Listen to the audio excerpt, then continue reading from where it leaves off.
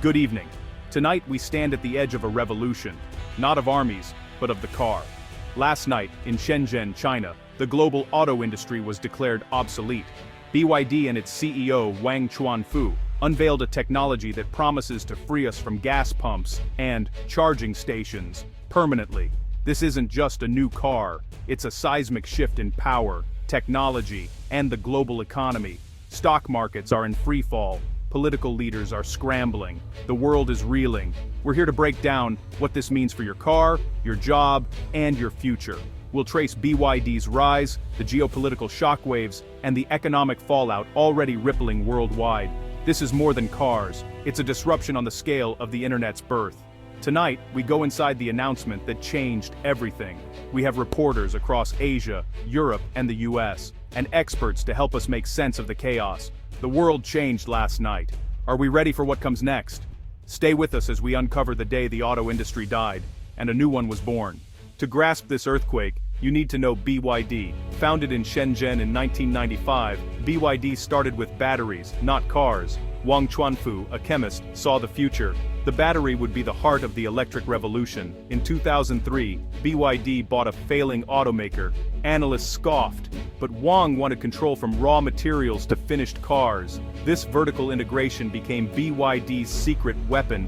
While Tesla grabbed headlines, BYD quietly dominated China's market, perfecting battery tech with innovations like the Blade battery. In 2023, BYD surpassed Tesla as the world's largest EV producer. Many in the West underestimated BYD, seeing a competitor, not a conqueror. That was their mistake. BYD's global expansion into Europe, Latin America, and beyond signaled a new era. Their cars were affordable, reliable, and packed with tech. The world should have paid attention sooner. Last night, the true scale of BYD's ambition became undeniable. The industry will never be the same.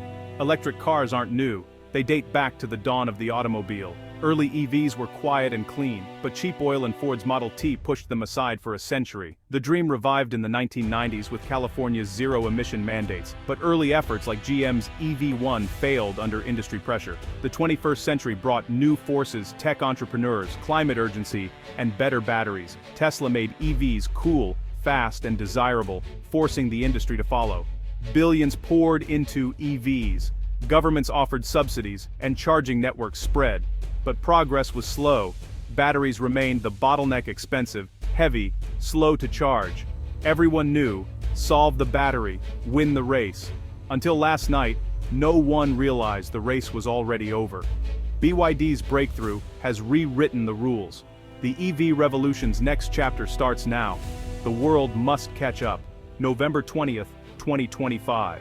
BYD's Wang Chuanfu steps onto a minimalist stage. He unveils the Eternity battery, a solid-state breakthrough the world thought was years away. The specs: over 2,000 kilometers, 250 miles, on a single charge, no degradation over 1.5 million miles, and 30% cheaper to produce than current lithium-ion batteries. The battery will outlast the car itself, no replacement needed. The first car, the BYD Seal E, a family sedan priced at $25,000, launching globally in January 2026. The era of premium EVs is over.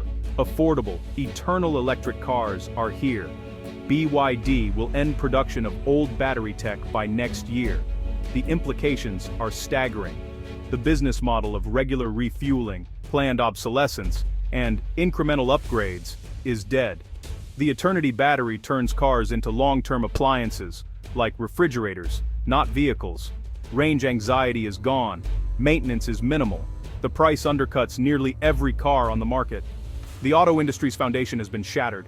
The world must adapt, or be left behind. The future of mobility has arrived. The question: who will keep up? Markets didn't wait for morning. Auto stocks crashed as Wang's presentation ended. GM, Ford, Volkswagen, Toyota, down over 40%. Tesla's value halved in hours. Investors declared the old technology is obsolete and billions in battery plants are now worthless. Oil prices plunged 30%, the steepest drop ever. ExxonMobil and Saudi Aramco lost hundreds of billions. The energy sector is in panic. The ripple effects are massive. Parts suppliers, gas stations, mechanics, and aftermarket industries face extinction. Tens of millions of jobs are at risk. The Eternity battery makes much of their expertise irrelevant. Governments are scrambling. Germany calls it an economic shock on the level of a world war. The White House schedules an emergency press conference. The global economic map has been redrawn overnight. Leaders everywhere are asking, how do we respond?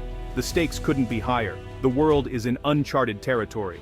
This isn't just economics, it's about power. For a century, oil shaped global influence. Wars were fought, alliances built, and the US led the order. BYD's battery fires the starting pistol on the end of the petroleum age. Now China holds the cards, intellectual property, manufacturing and supply chains for the world's most important technology. Beijing gains unprecedented leverage, deciding who gets the tech, on what terms. The US is reeling. A senior official calls it a strategic failure of monumental proportions. The world faces a new divide: align with the old guard, or embrace China's new reality. Fractures are already appearing. Brazil's president heads to Shenzhen, others will follow. The world is splitting into new spheres of influence, drawn by battery technology. The geopolitical landscape has shifted overnight. Nations must choose sides. The balance of power is being redrawn. The battery, not oil, is now the key to global dominance. The race for the future has begun. This change will reshape society, cities, and daily life. With eternal batteries, car ownership may become a lifetime purchase or obsolete as autonomous ride-sharing rises. Cities could be transformed. No more gas stations, cleaner air, quieter streets. Homes may evolve as garages become flexible spaces. Millions of jobs tied to the old auto industry face upheaval. Massive retraining and social investment will be needed to avoid unrest. The car, once a symbol of freedom and identity, may become a utilitarian appliance. Our relationship with mobility and technology is about to change. The transition won't be painless, but the potential benefits are enormous. We must rethink what cars mean to us and what kind of future we want. The road ahead is about more than vehicles. It's about a new way of living.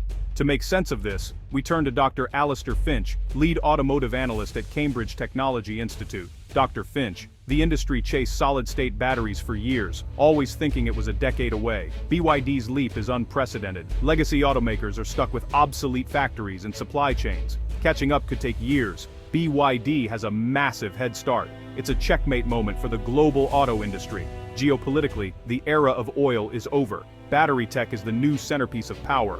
The US is now a follower, not a leader.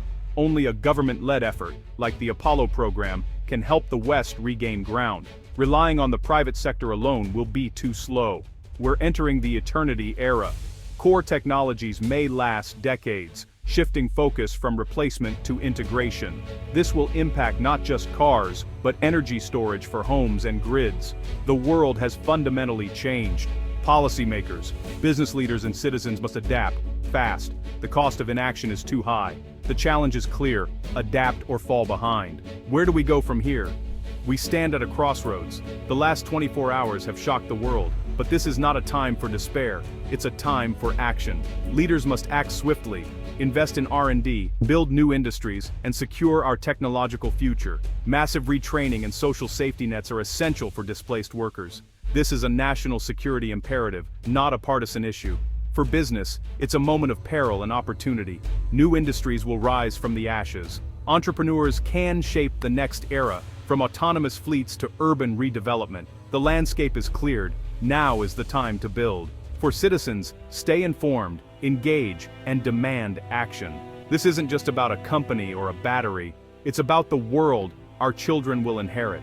The future is uncertain, but it's ours to shape. The revolution has begun. What part will you play? Good night.